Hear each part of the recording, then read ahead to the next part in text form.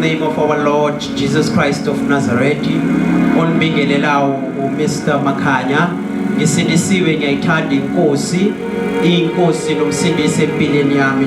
Nami ngayenziwe umuswa ngahlanzwa, nami ngathethelelwe zami izono. Namhlanje we are in this program, as you know, encouraging one another, teaching one another, siveza the significance of the power and the greatness of God. Ngokusho njalo ngithi I'm not alone. I'm with our Lady Bishop Mahlangu, who is our leader, who is our guide in Christ, in the name of Jesus Christ of Nazareth. Amen. Lady Bishop Mahlangu, would you kindly introduce yourself shortly as we continuously go with our program? Amen. Greetings in the wonderful name of our Lord and Savior Jesus Christ of Nazareth. To all the viewers at home, shalom in Jesus' mighty name, amen. Amen. Singaka continuously, we would like to start our program with short prayer. Mama besatela nje usiphulekele nje as we are continuously with our program in the wonderful name of Jesus. Shall we bow our heads? Heavenly Father, in the wonderful name of our Lord and Savior Jesus Christ, we come before you, we humble ourselves. Nagleskachi, Sitinkosi siyakudinga, we acknowledge you, be with us. We are depending on you, we are leaning on you, Holy Spirit, our guide, our teacher, our helper. Be with us. Nothing can we do without you. Be with us, lead us. In the wonderful name of our Lord and Savior Jesus Christ, Sitinkosi qhubeka nathi egameni lika Jesu. Siyabonga ukuthi sowukhona, siyabonga ukuthi kanye nathi egameni elihle lika Jesu inkosi yethu, siyabonga in Jesus name, amen. Amen. In faith we believe the Holy Spirit is with us as we continue. Bekuthanda ukusho lawo mazwi namhlanje ukuthi Flowing Fountain awumncanyana kodwa ukhulile ngempela. Ukimi kuhlezi ukuthi Flowing Fountain, yesterday you were 11-year-old. Yesterday you were thinking like an 11-year-old. You were praying like an 11-year-old. You were doing things like 11-year-old. Kodwa namhlanje nje Flowing Fountain, you are 12 years old. So it is time to take care of the business. Kakhulu nje ngithanda nje ngikhumbula lawo mazwi lawa aku Luke chapter 2 verse 49. Litizwi likaNkulunkulu liveza our Lord uJesu. It says ukuthi our Lord Jesus was 12-year-old, and then when he was 12-year-old, and then uveza amazwi ukuthi it is time to take care of my Father's business. So which means when it comes to the number 12, there is the significance of authority that is there. Because uJesu uveza lamazwi ukuthi I am taking care of my Father's business. To our Lady Bishop, we know in this month we are celebrating the anniversary year Flowing Fountain ihlanganisa 12 years old. Buyini nje uhlezi enhlizweni to our bishop as the leader of the church ukuthi what does the number 12 mean, or 12 years old mean to the leader of yebandla. Amen. Ngiyabonga kakhulu. Thank you for this opportunity, Mr. Makhanya. Siyabonga nalapha ekhaya to all the viewers at home. Sibonga this opportunity uNkulunkulu asinikeze lona ithuba. Shortly I would like to say Flowing Fountain awusesemncane ukhulile. Sibonga inkosi esithwele kwaze kwala. Siyamphakamisa kakhulu uNkulunkulu. It was not an easy road. But siyabonga is only by the grace of God ukuthi sifinyelele la. As you said, Mr. Makhanya, ngiyabonga kakhulu uquote lapha iscripture according to Luke chapter 2 verse 41. Kanti ke mina ngithinta kakhulu verse 52. Lithi lenkosi uma uJesu bamfuna abazali bakhe baphindele emuva eJerusalema, bayafika bayamthola. Lithi lenkosi bamthola asemsebenzini kababa wakhe. Uze uyabatshela uthi don't you know ukuthi I'm in Father's business. Amen. Lithi izwi lenkosi kunamazwi ayithinta kakhulu inhliziyo yami ku verse 52. Yeah. Lithi and Jesus grew or increased in wisdom, in broad and full understanding, and in stature and years, and in favor of God and man. La uma nifunda izwi lenkosi bazalwane liveza kahle ukuthi after 12 years, after 12 years uJesu sibona indlela enza ngayo ayisafani nakuqala. Abazali bakhe bamaza umntwana wabo. But when coming to verse 52 bayamangala uma befika eJerusalem etempelini izinto bekazenza. The way he was preaching the gospel, the way he do things, bekunoshintsho bazalwane. Kahle kahle ngizothi u12 year kimi njene bandla ngithanda ukusho lamazwi ukuthi we need to change our attitude. The way we are doing things, we need to change. The way we pray, the way we preach, the way we behave, we need to change. We need to change. Ngoba lithi izwi lenkosi wayesekashintshile and wakhula in wisdom, ehlakanipheni, wakhula eminyakeni, wakhula kubantu, wagaina nefavor nakuNkulunkulu. Ngizothi 12 years kithi ma flowing fountain, let us change. Let us change the way we do things. Indlela esenza ngayo, the way we pray, asisuke kule level, we need to go to another level. Indlela besikhuleka ngayo, maybe we used to be selfish in prayer, but it is a high time to pray like never before. Sikhulekele wonke umhlaba. Maybe we used to limit ourselves. Sithi no sizoshumayela nje sifinyelele la. But we need to pray. Sishumayele sifinyelele all over Africa. It is the high time to grow up as Jesus grew up before. Siyadinga ukuthi sikhule kakhulu, and we need to be increased in all areas of our lives in Jesus name. Amen. Siyabonga kakhulu mama uvezile ukuthi there's a necessity ukuthi kahle we need to grow up. Yes. Kuyathinta kakhulu thinta amaphuzu amaningi mama as the vision bearer le bandla le flowing fountain ukuthi kahle bofisile ukuthi kahle sifinyelele kuphi. Kodwa nakhona nje kuyangithinta ukuthi kuyakhonakala nemibuzo beyikhona ukuthi kahle since well from nazi idingo or the necessity that are there to the vision bearer. So here are amanye imibuzo ibakhona randomly ibakhona. One of them mhlambe iyazi imbuzo ukuthi from day one, or how was the journey from year 1 until year 12? How was the journey? Because manje ngiyazi mama there's fire and she is burning about the necessity ukuthi kumele sifinyelele kuphi. So kanqane nje mama beka ngokungabanjani asivezele nje ukuthi how was the journey from year 1 until year 12? Yeah, honestly speaking, the journey was not easy. Amen. The journey, it was not easy, but we really thank God by His grace we have made it. Amen. And it's not over. We are still willing to continue. We are still to see ourselves being somewhere. Yeah. It was not an easy journey. There were some challenges. Kunezinto ebesihlangabezana nazo, especially uma ibandla lisaqala. You can imagine people they won't even believe in you. They won't even believe even in a vision of a church. Okay. Don't forget. Yeah. I used to say there are three types of vision. Yes. Personal vision, heavenly vision, yes. And the house vision. Okay. So in most cases, most of the people they believe on their personal vision. Okay. Abantu babheka noma banake kakhulu ukuthi bafeze awabo amaphupho. Okay. Banake kakhulu kokwabo. Yeah. Inkosi yomsayibusise. But sibonga uNkulunkulu ukuthi yes, it was not an easy journey. uNkulunkulu wasiza. Simphakamisa ngendlela esimanga sibona uNkulunkulu asiza.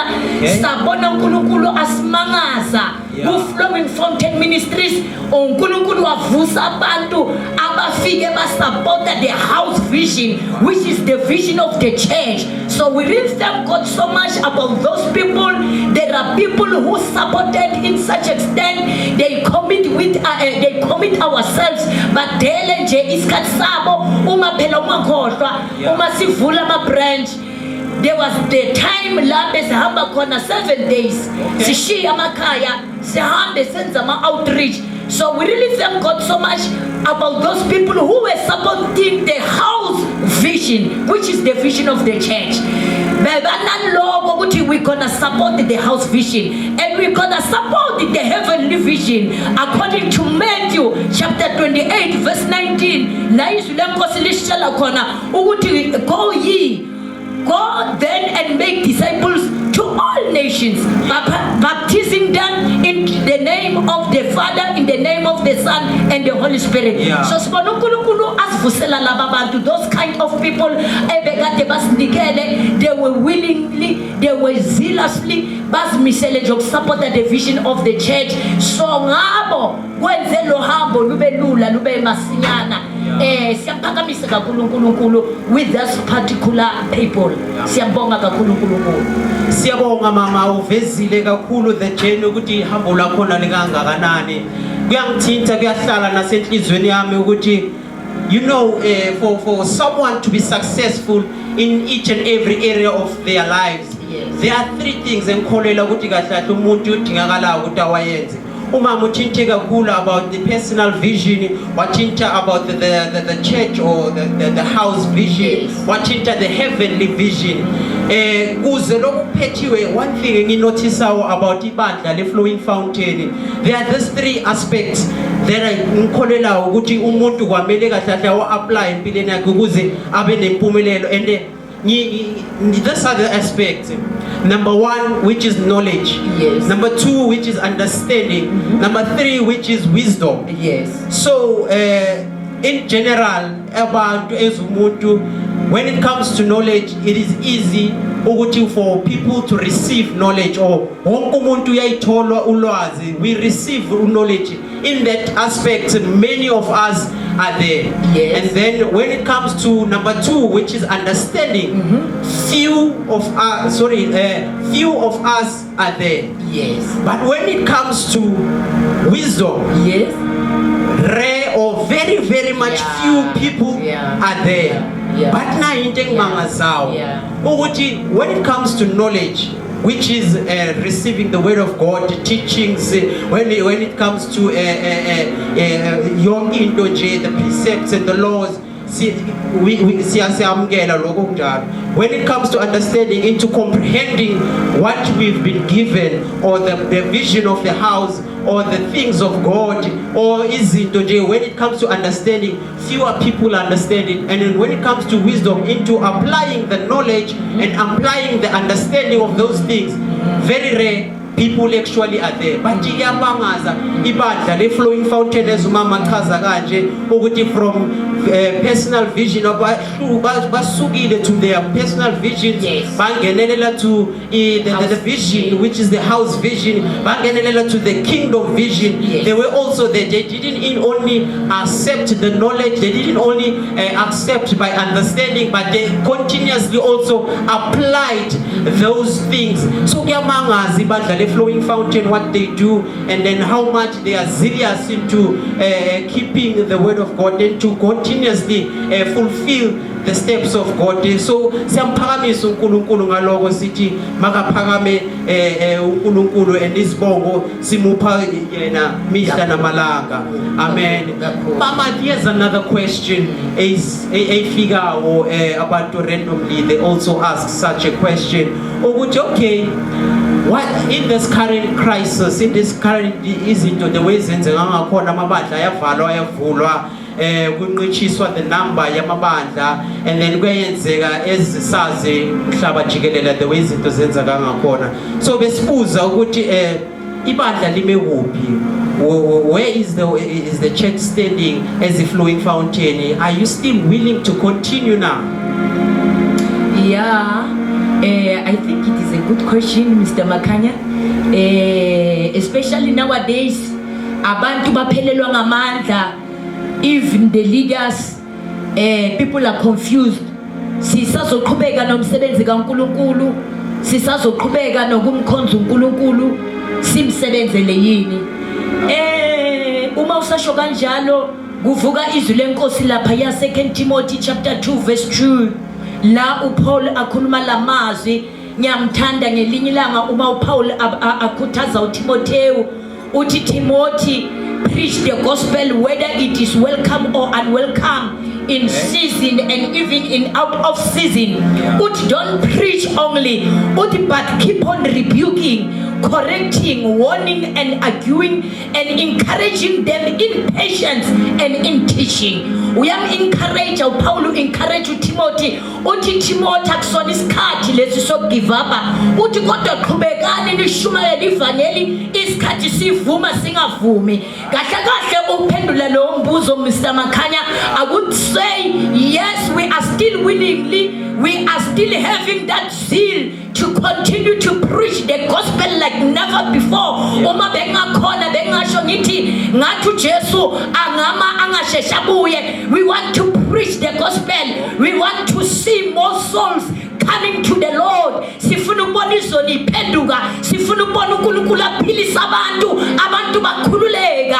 Isikhathi sokuthi sishumayele. Uma nje uNkulunkulu angasinikezela ithuba, we are still willingly, we gonna preach the gospel like never before. Sifisa abantu bangandluli, bandlule emhlabeni bangamazi uNkulunkulu. Sifisa ukubona abantu basizakala, basindiswa, bayobona noJesu ekhaya ezulwini. And don't forget Mr. Makhanya, we are a church.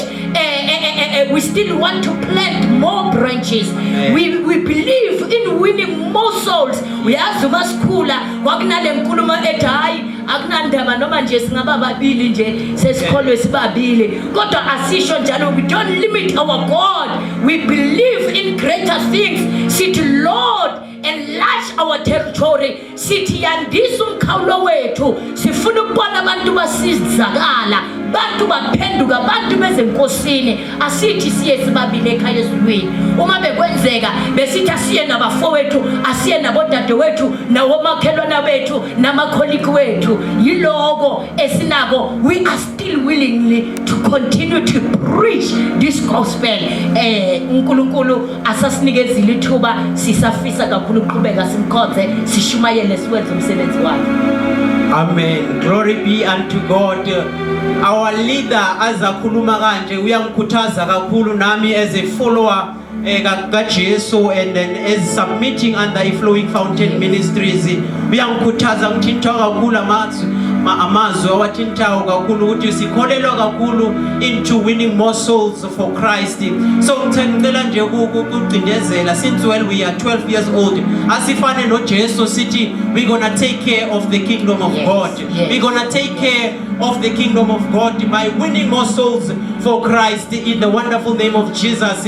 Ngokusho njalo unakhona umama uthanda ukuveza nawo amazwi ukuthi ngabazi ungabazawo ungangabazi amandla omthandazo. This is our motto sihamba ngayo Flowing Fountain Ministries. Kukodwa lokho kuyakuvezela ukuthi thina sikholelwa emthandazweni. We strongly believe in intercession, in interceding. So since we are 12 years old namhlanje kukimi nje ukuthi noso God, according to Isaiah 62 lana ku verse 6 ma uzogcina ku verse 8 lithi God has assigned us to be the watchmen of our nation. Uzolifunda lapho. So naloko kuyangithinta kakhulu ukuthi since well we are 12 years old, the number of authority we have been assigned to be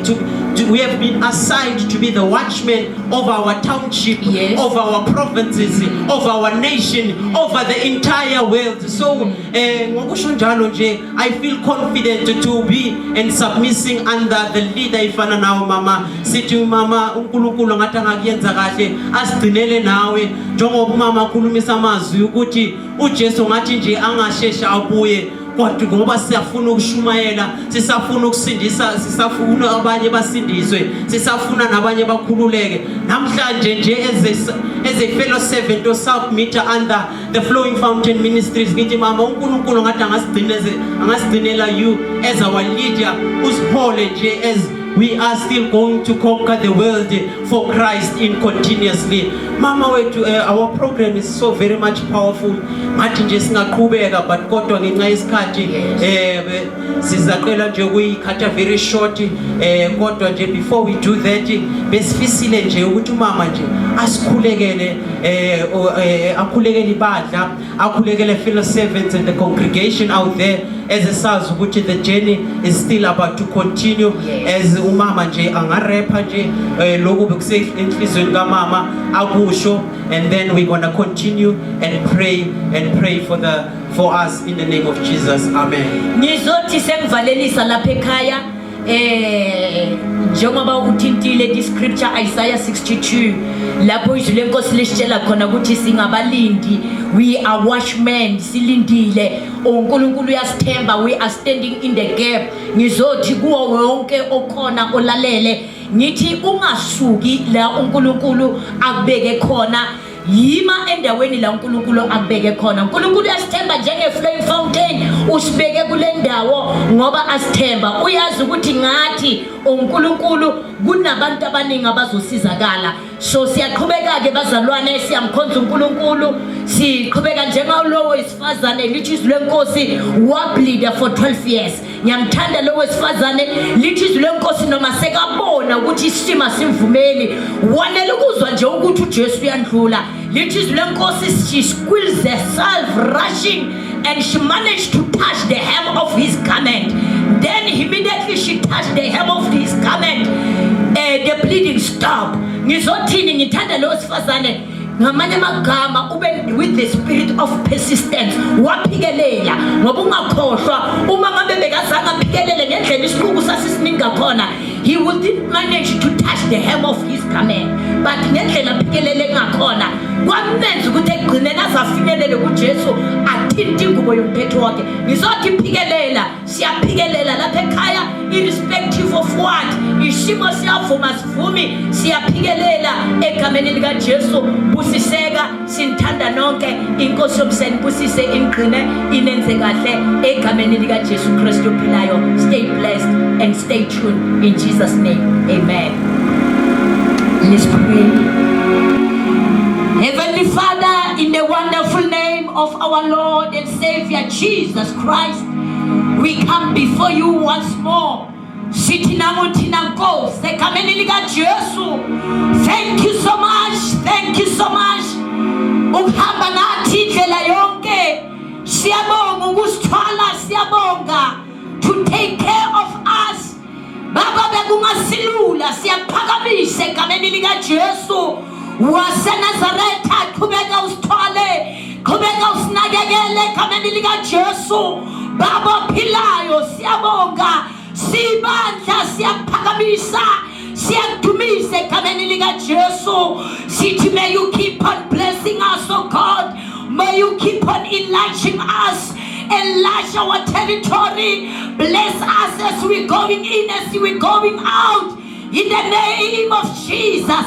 Egameni likaJesu siyathandaza Baba namandla wonke, sisazimisela ukushumayela ivangeli. Give us another strength, give us another power. Egameni likaJesu lithi izwi lenkosi usinikezile amandla wokunyathela ibhonga nebululu. Lithi izwi lenkosi, we shall crush even the serpent, it won't harm us, nothing will harm us, nothing. In the name of Jesus, we pray for new power, we pray for new authority, new strength in the name of Jesus. Sibanda, strengthen us. Abafundisi, omamfundisi, obaba, mama, ngegama likaJesu, umuntu omusha khona kule ministry, ngegama likaJesu, all the followers, all the viewers at home, strengthen them in the name of Jesus. May you meet our needs in the name of Jesus. May you keep on protecting us. May you keep on using us like never before. We pray for the power, for the strength, We pray for the dominion in the name of Jesus. Siyabonga Nkosi ukuthi kuyokwenzeka egameni lika Jesu ngoba mkhulu ngakithi kunosesweni kulesimkhonzayo kunamadimoni ayaguqa egameni lika Jesu madimoni wonke mimoya yonke yaguqa egameni lika Jesu sithi phakama nasemini phakama Nkosi thina siyehla. Thank you so much. We give you honor, the glory, the praise belongs to you. No one like you, Ebenezer. Up to so far you have been so good, you have been so great. We thank you, we adore you, we exalt you, Father, in Jesus' mighty name. Shibongile Nkosi egameni lika Kristu Jesu. Shibongile Twala in Jesus' mighty name. Amen.